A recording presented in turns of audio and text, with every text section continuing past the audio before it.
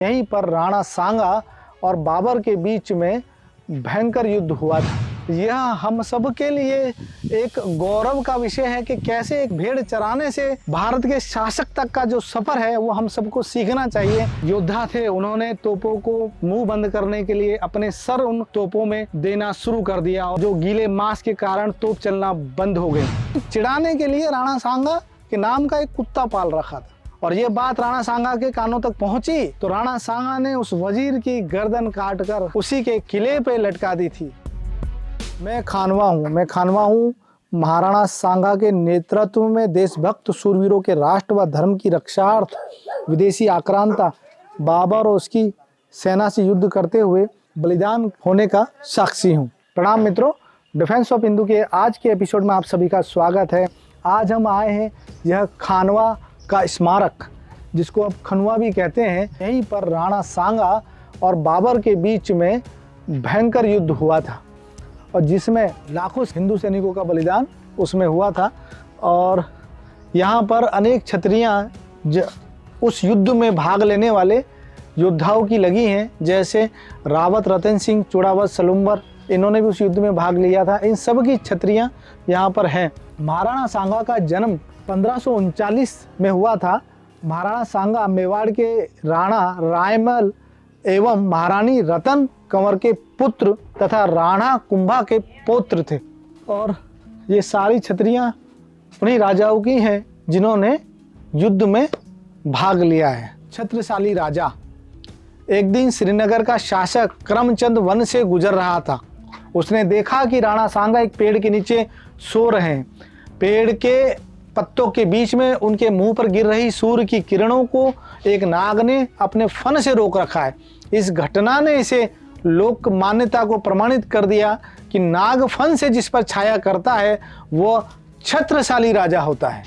अनेक छत्रियां हैं यहाँ पर। राणा सांगा भारतीय इतिहास के ऐसे महापुरुष हैं जिनका जीवन चरित्र शौर्यपूर्ण गाथाओं तथा त्याग और बलिदान की अमर उपलब्धियों से भरा हुआ है। राय दिलीप, इन्होंने भी उस युद्ध में भाग लिया है और आप देख सकते हैं पूरा इस युद्ध का वर्णन करते हुए यहाँ पर छतरियां लगी हुई हैं। राणा सांगा का जो राज्याभिषेक हुआ था वो 17 वर्ष की आयु में चित्तौड़गढ़ के प्रसिद्ध किले में हुआ था। रावत भाग सिंह देवलिया, इन्होंने उस युद्ध में भाग लिया और बलिदान हुए और इस तरह के अनेक महान राजा खानवा के युद्ध में बलिदान हुए इस स्वधर्म की रक्षा के लिए, स्वभूमि की रक्षा में। शासन संभालने के बाद महाराणा सांगा का सबसे पहला काम मेवाड़ से अलग कर लिए गए क्षेत्रों को पुनः अपने राज्य की सीमा में लाने का था, जो पड़ोस के विघटनवादी राज्य ने उन पर अंकुश भी लगाना था। राणा सांगा ने मेवाड़ की आंतरिक शासन व्यवस्था को और सुदृढ़ किया। राणा सांगा एक समय पे सबसे बड़े शासक हुआ करते थे। उस समय पे जब यहाँ पे बाबर जैसे आक्रांताओं का प्रवेश जारी था, उस समय राणा सांगा के पास में एक समय पे तैयार लगभग 1 से 2 लाख की सेना रहती थी। 1 लाख तो उनके पास ही रहती थी, बाकी जो उनके सामंत थे वो सब मिला के 2 से 2.5 लाख की सेना हो जाया करती थी। मालवा के युद्ध में राणा सांगा ने सुल्तान मोहम्मद द्वितीय को हरा दिया था और उसको बंदी बना लिया था, लेकिन वो घायल था, मरणावस्था में था। तो अपने यहाँ पे कुछ महीनों तक बंदी बनाने के बाद में उसे राणा सांगा ने उदार भाव दिखाते हुए छोड़ दिया था। राणा सांगा वीर होने के साथ साथ एक उदार शासक भी थे। जब मोहम्मद खिलजी को चारण हरिदास ने युद्ध में हरा दिया था तो राणा सांगा ने उनको खुश होकर, इस जीत से प्रसन्न होकर चित्तौड़गढ़ का किला ही दे दिया था। लेकिन बाद में चारण हरिदास ने वह किला चित्तौड़ का वापस पुनः राणा सांगा के सम्मान में पुनः लौटा दिया था कि महाराज ये तो आपका ही है। दिल्ली, मालवा, गुजरात को जीतने के बाद में राणा सांगा उस समय सबसे शक्तिशाली शासक बन गए थे। इस भारत के आधे भूभाग पर राणा सांगा का कभी शासन हुआ करता था। युद्ध में राणा सांगा की सेना ने युद्ध चौसर बनाया और राणा सांगा की सेना 4 भागों में विभक्त हो गई युद्ध लड़ने के लिए। और उधर से बाबर ने भी अपनी पूरी तैयारी कर रखी थी, क्योंकि उसको पता था राणा सांगा इतने शक्तिशाली योद्धा हैं इस समय के, उनके पास में 2 लाख की सेना है, तो उनसे लड़ना इतना आसान नहीं है। तो बाबर ने भी अपने तोपची, बंदूक बंदूकधारी ये सारे तैयार कर लिए थे और खंदक भी यहाँ पर खुदवा दिए थे और भीषण युद्ध होने के लिए तैयार था। यह युद्ध झाला सज्जा जैसे महान अमर बलिदानियों के लिए सदैव याद रखा जाएगा, जिन्होंने जब राणा सांगा घायल हो गए और उनका हाथी का ओहदा खाली हो गया, तब झाला सज्जा ही उनकी जो राज जो चिन्ह थे उनको लेकर हाथी पर बैठे ताकि सेना का मनोबल बढ़ सके, और इसी दौरान वो भी बलिदान हो गए। 21 वर्ष तक शासन करने के बाद में राणा सांगा का निधन बसवा में हुआ और आज हम ऐसे महान अमर बलिदानी का स्मरण करने के लिए इस स्मारक पर आए हैं। यह वही जगह है जहां पर राणा सांगा चित्तौड़गढ़ से बाहर से आक्रमण करने वाले बाबर से युद्ध करने के लिए इस स्थान पर आए थे।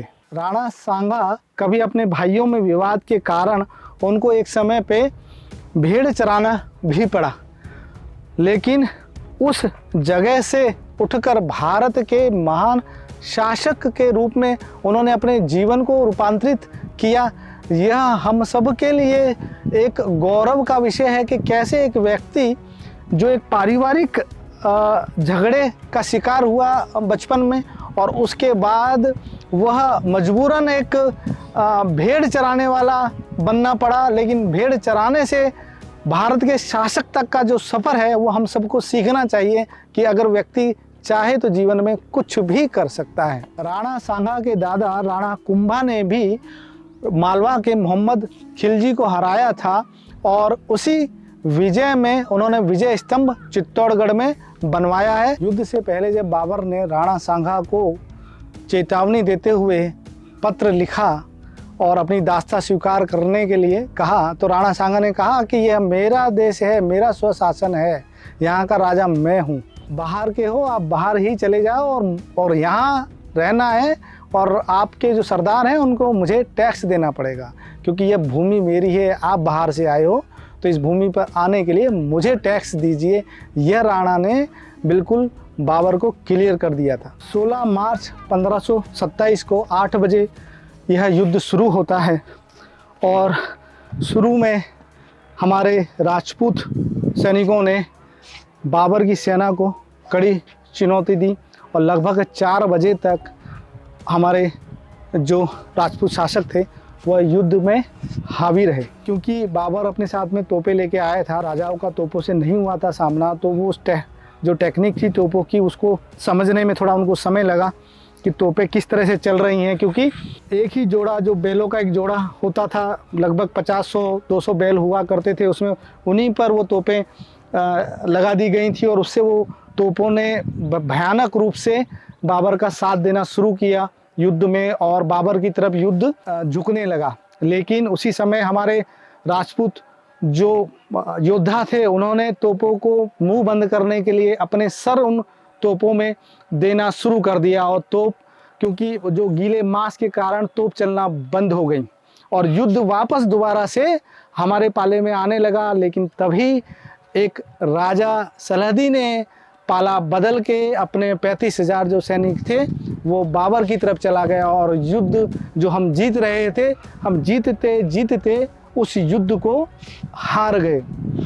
क्योंकि इस युद्ध में राणा सांगा घायल हो गए थे और घायल होने के बाद में उनको एक पास में ही एक सुरक्षित ठिकाने पे ले जाया गया और जब वो उठे अपनी घायल अचेत अवस्था से जब वो उठे तो उन्हें बहुत गुस्सा आया कि मुझे युद्ध में ले चलो वापस, आप मुझे यहाँ कहाँ लेके आ गए हो, मेरी अनुपस्थिति में सैनिकों का मनोबल टूट जाएगा और युद्ध में हार जाएंगे।